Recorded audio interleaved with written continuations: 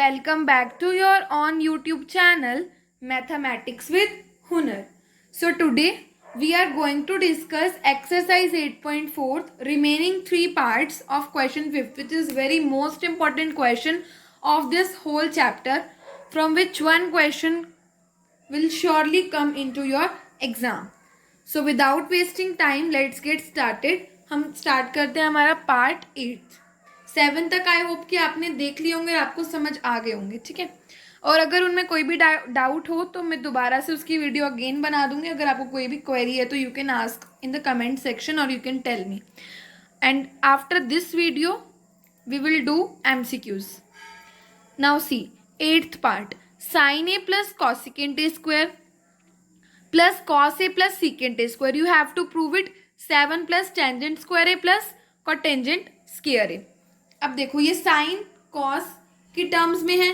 अब आप चेंज कर सकते हो तो इसको कर सकते हो, कॉसिकेंट ए को 1 बाय साइन है और यहाँ पर सिकेंट ए को 1 बाय कोस है। आप वो स्टेप भी कर सकते हो, लेकिन हमने नेक्स्ट स्टेप में कर दी वो चीज़।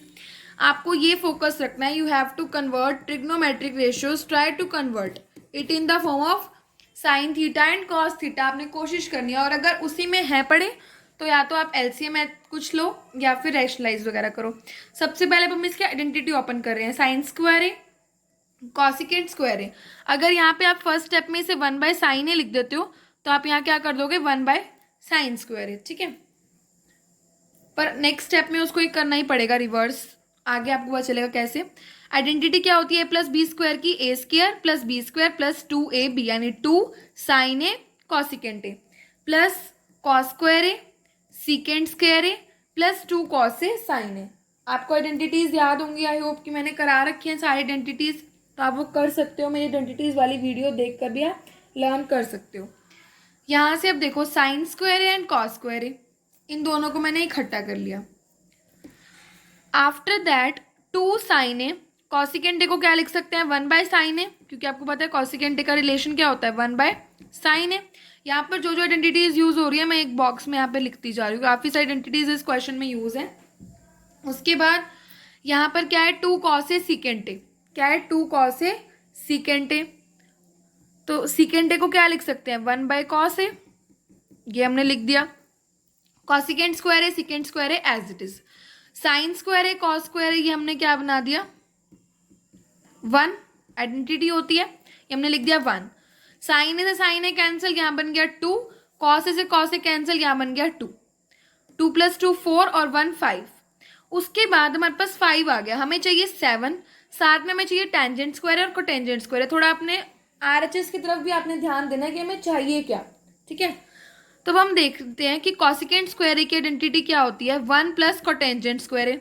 कि अगर मैं अब आपको चेंज तो करना पड़ेगा कॉसिकेंट को, क्योंकि हमें अपनी RHS में कॉसिकेंट तो चाहिए ही नहीं, तो हम कुछ ऐसा चेंज करते हैं। अगर हमें यहाँ पर साइन की टर्म्स में चाहिए होता तो हम साइन में कर देते हैं। अब हमें चाहिए टेंजेंट और कोटेंजेंट। हमें पता है कॉसिकेंट स्क्वायर ए क्या होता है, 1 प्लस कोटेंजेंट स्क्वायर ए, तो आपने कॉसिकेंट स्क्वायर ए की जगह क्या लिख दिया, 1 प्लस कोटेंजेंट स्क्वायर ए। और अब नेक्स्ट टर्म आपके पास बच गई last, secant square A. Secant square आपको पता है क्या होता है, 1 प्लस टेंजेंट स्क्वायर है, तो उसकी जगह हमने ये लिख दिया। ये तो हमारा 5 था ही, ये 6 7 बन गया। कोटेंजेंट स्क्वायर है, टेंजेंट स्क्वायर है, यही है हमारी RHS, और हम LHS से RHS तक पहुंच गए, तो hence the answer is proved. तो आपका इतना सही क्वेश्चन था, आपको बस स्केयरिंग खोलनी है, उसके बाद आइडेंटिटीज यूज करनी है। साइड में आइडेंटिटीज मैंने सारे लिख दी हैं जो कि इस क्वेश्चन में यूज हुई है, काफी सारी आइडेंटिटीज यूज हुई है इस क्वेश्चन में, ठीक है। सो 9th क्वेश्चन अब देखते हैं, 9th part, cosecant A minus sine A secant A minus cos A. यहाँ पे हमें चाहिए टेंजेंट प्लस कोटेंजेंट की फॉर्म में, हमें अपना आंसर चाहिए टेंजेंट प्लस कोटेंजेंट की फॉर्म में। तो हम कैसे करेंगे इसको, देखो अब हम इसमें क्या करेंगे, चेंज कर लेते हैं पहले, क्योंकि यहाँ पर कुछ स्क्वायर वगैरह तो है ही नहीं कि जो हम सॉल्व करने बैठे।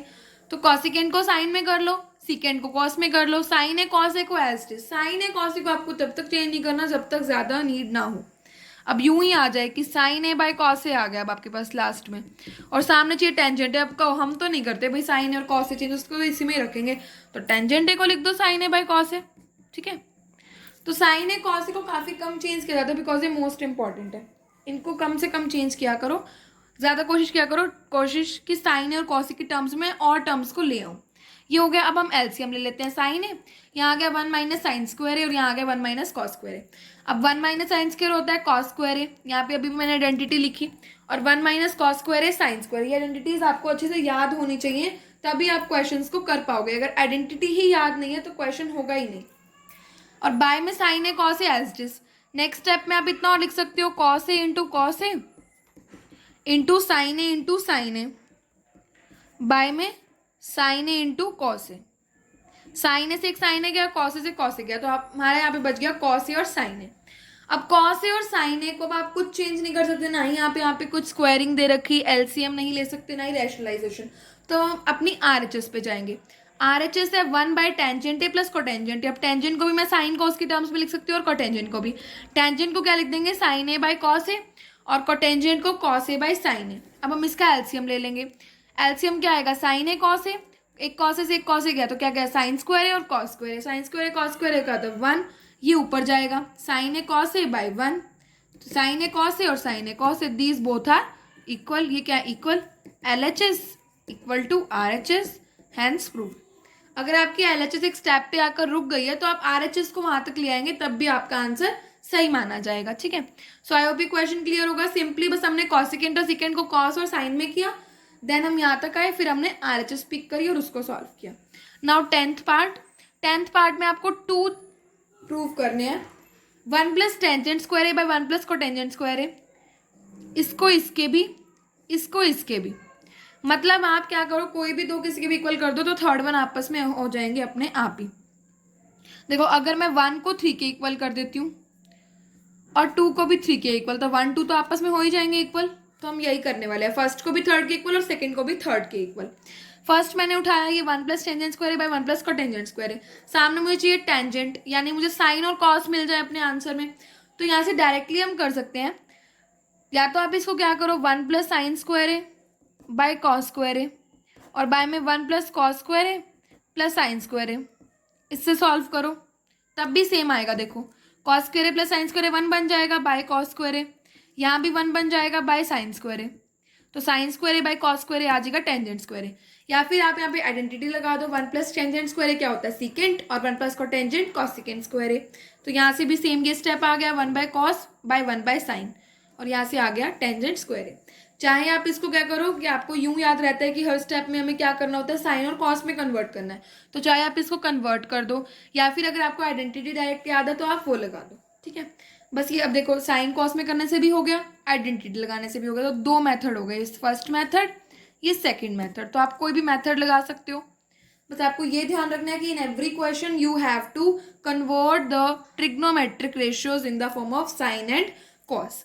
अब हम 1 minus tangent A by 1 minus cotangent A के स्क्वायर को टेंजेंट स्क्वायर ए लाएंगे। देखो 1 minus cotangent A, 1 minus tangent A by 1 minus cotangent, वही सेम स्टेप, टेंजेंट को कन्वर्ट करो साइन बाय कॉस, कोटेंजेंट को कॉस बाय साइन। एलसीएम लोगे तो cos A minus sine A by cos A, and नीचे आएगा sine A minus cos A by sine A, इसका square. अब cos A minus sine A by में cos A, और ये ऊपर जाएगा तो क्या होगा, साइन ए बाय में sine A minus cos A का स्क्वायर। अब इसके लगा दो, इसके साथ स्क्वायर, इसके साथ स्क्वायर, इसके साथ स्क्वायर एंड इसके साथ, तो क्या हो गया, cos A minus sine A square into sine square A, sine A minus cos square equal into cos square A. अब जब आप इसको ओपन करेंगे अगर, तो ये क्या बनेगा, cos square A sign square A minus 2 sine A cos ए, यही बनेगा। और नीचे भी खोलोगे तब भी सेम यही बनेगा, तो ये दोनों आपस में कट जाएंगे, और sine square A by cos square A आपका आ जाएगा टेंजेंट स्क्वायर ए। तो यानी हमने फर्स्ट में यहाँ पे क्या किया कि फर्स्ट वाले को थर्ड के इक्वल, सेकंड वाले को भी थर्ड के। तो अब हमें फर्स्ट और सेकंड को इक्वल शो करने की कोई ज़रूरत नहीं है, क्योंकि हमने 2 को इक्वल कर दिया, तो तीसरा अपने आप इक्वल। तो ये आपके 10 पार्ट्स थे क्वेश्चन नंबर 5 के। All the 10 parts are so very much important, you have to do it very carefully and practice it in your homes. आपको इसकी प्रैक्टिस ज़रूर करनी चाहिए, मेरे अकॉर्डिंग इंपॉर्टेंट क्वेश्चन है ये। So that's all for today. I hope कि आपको ये अच्छे से क्लियर हो गए होंगे। कोई भी डाउट है तो आप कमेंट सेक्शन में ज़रूर कमेंट करें। प्लीज़ अपने फ्रेंड्स के साथ शेयर करें, मुझे सपोर्ट करें, सब्सक्राइबर्स इंक्रीज़ करें, सब्सक्राइब बटन को क्लिक करें, बेल आइकन प्रेस करें एंड ज़्यादा से ज़्यादा शेयर करें। So that's all for today. Thank you so much.